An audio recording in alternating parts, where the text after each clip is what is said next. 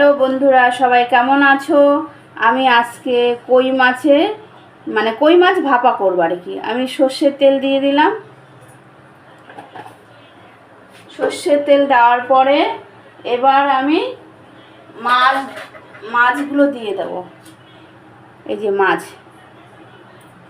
এটা কই মাছের ভাপা করব।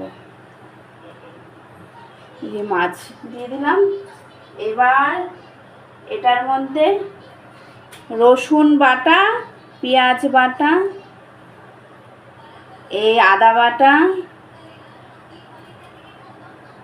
সব একসাথে দিয়ে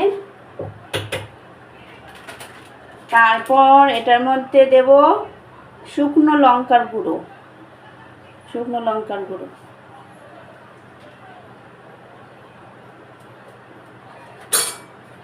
এবার দেব আমি একটু কাঁচা লঙ্কা দিয়ে দেব।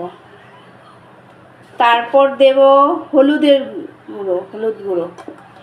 এবার দেব একটু ভাজা মানে জিরের গুঁড়ো আর ধনের গুঁড়ো করে রেখেছি, সেটা দিয়ে দেব।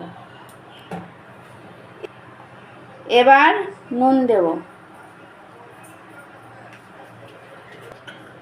এবার একটু টমেটো দিয়ে দেবো এটার মধ্যে, টমেটো। এবার এটাকে ভালো করে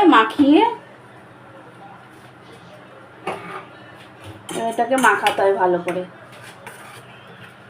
করে এরকম করে মাখিয়ে এটা এপিট ওপিট করে দেব, উল্টিয়ে দেব। কই মাছ সবসময় না ভেজে কাঁচা অবস্থা এরকম মশলার সাথে মাখিয়ে টাকিয়ে বসালে ওটার হেবি সেন্ট হয়, ওটা খেতেও টেস্ট হয়, বেশ ভালো লাগে। এবার এটা আমি পরিমাণ মতন একটু জল দিয়ে দেবো, যেহেতু সেদ্ধ হবে। এই যেরকম করে জল দিয়ে দেব। এবার এটাকে আমি ঢেকে দেব।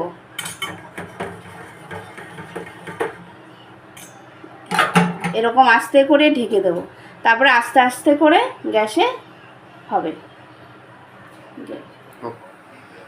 এবার খুলে দেখি কেমন হয়েছে। ওইটা আগে কেটে দিয়ে দিই। এবার খুলে দেখি কেমন হয়েছে তরকারিটা। এই যে আমার কই মাছ ভাপা একদম কমপ্লিট।